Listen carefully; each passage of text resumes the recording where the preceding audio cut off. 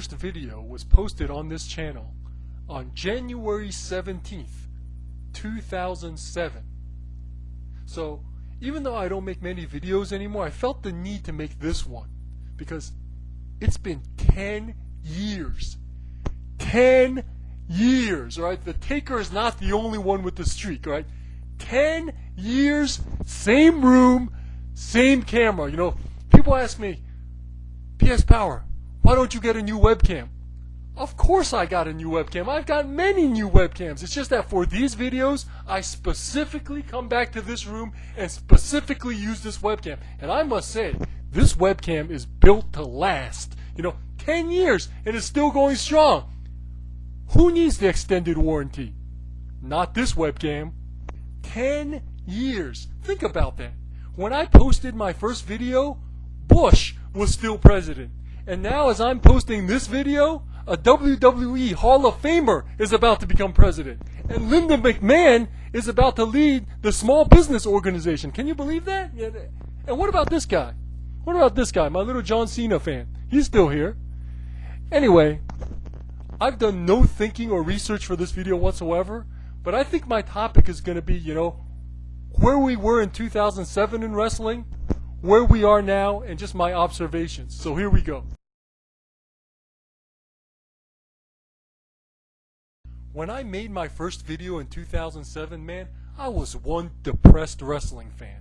You know, like, throughout 2006, it was just Super Cena and watered down DX. You know, like every episode of Raw, it would just be Super Cena overcoming the next monster heel, one after another. And DX with their glow sticks coming out, feuding with the Spirit Squad, a group of male cheerleaders. And I was like, what the heck is going on? You know, I felt so alienated by this product that I grew up with. So one day I just got on YouTube and was like, man, alright guys, we really got to give TNA a chance. Because TNA felt like they had a lot going for them at this time.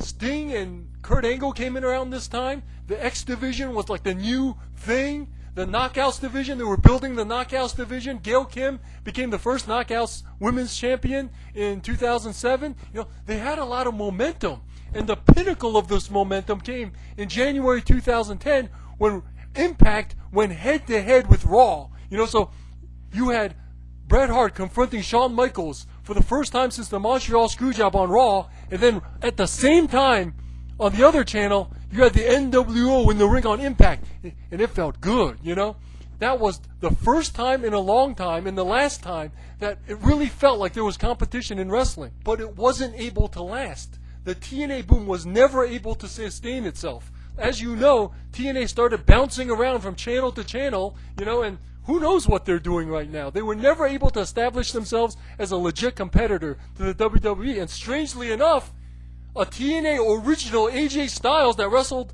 the first match of TNA is now the WWE champion. Go figure.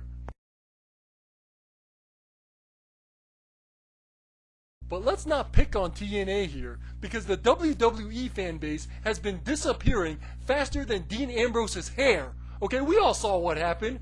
Raw ratings used to be in like the 3s, then it went to the 2s, then it went to like around a 1.9, then I think I hit like a 1.5. Like, think about it. Raw, which once had an 8.0 rating, is now to a 1.5, and sometimes SmackDown is even getting higher ratings. That's sad.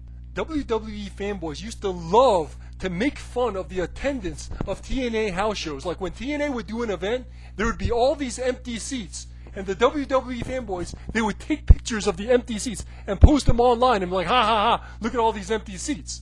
But the thing is, I went to 2 WWE events recently, and I could not believe how many empty seats there were. I went to a WWE house show, and that place looked like it was 75% empty. But the thing is, I forgot to take a picture. You know, I should have taken a picture.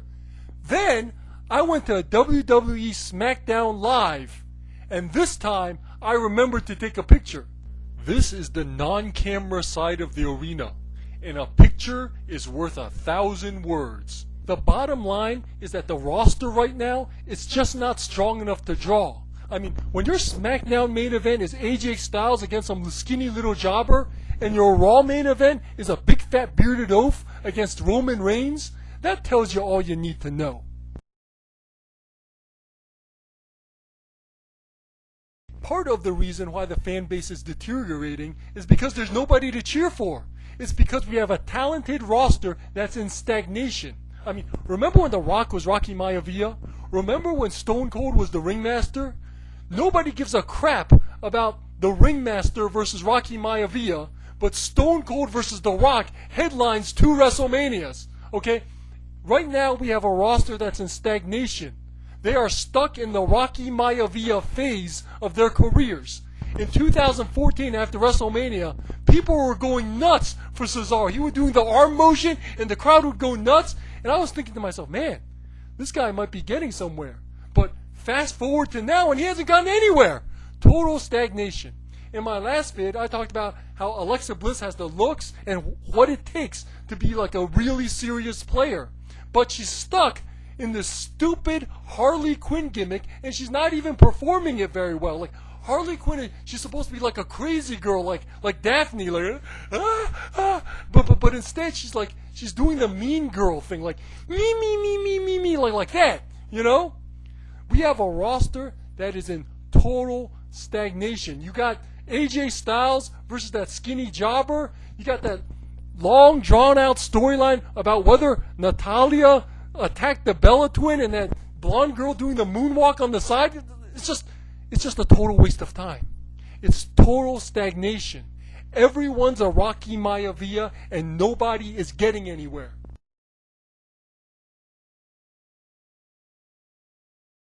I don't need to talk much about this because we all know what's going on.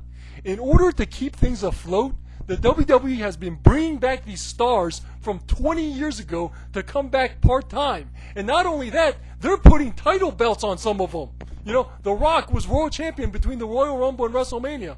Brock Lesnar wins the world champion, then goes home and comes back out to wrestle sometimes. Bret Hart wasn't even wrestling anymore and they made him U.S. champion, right? They're bringing back these stars from 20 years ago part-time, and not only that, they're putting titles on some of them. How sad is that?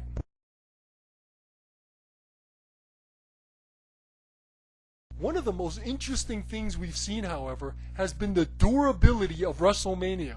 No matter what the product quality is, no matter what the ratings are, no matter what the house show attendance is, when it comes time for WrestleMania, 80,000 people still show up. I mean, we just had a WrestleMania where the main event was Roman Reigns versus Triple H. Roman Reigns versus Triple H, and 100,000 people showed up for that. Can you believe that? Unbelievable. It's almost like the WrestleMania name has outgrown the matches themselves. Like, they don't need to have good matches. It could be a WrestleMania main event with Michael Cole versus Eugene, and 80,000 people are going to show up. So to summarize, since 2007, wrestling has been characterized by stagnation and decline, except for WrestleMania. It's like the WWE's down here, TNA's down here, but WrestleMania is still up here, you know, hasn't lost any ground. But the thing is, WrestleMania is only one time a year. The rest of the product is stagnating like crazy, and it's been doing so for such a long time now. When I made my first video in 07, it was already stagnating and boring and unrecognizable. I mean, here's a picture of the WWE webpage from 2007. I saved this screenshot for 10 years to show it to you now. This is what we were going through in 2007. The Khali era begins. And since the Khali era began in the WWE, we never got to have that next big wrestling boom. The product right now is kiddier and more stagnant than ever.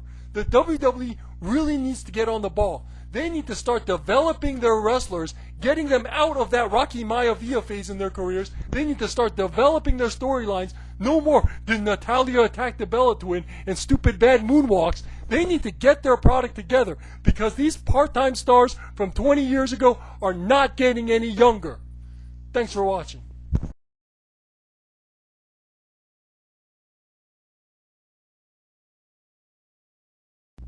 Since we have some time at the end of this video, I thought I'd bring back story time with PS Power because during the Attitude Era, I went to like 1 million wrestling events. Now, I might have told this story before, but I'm not going back through 10 years of videos to find out. So, anyway, here's it goes.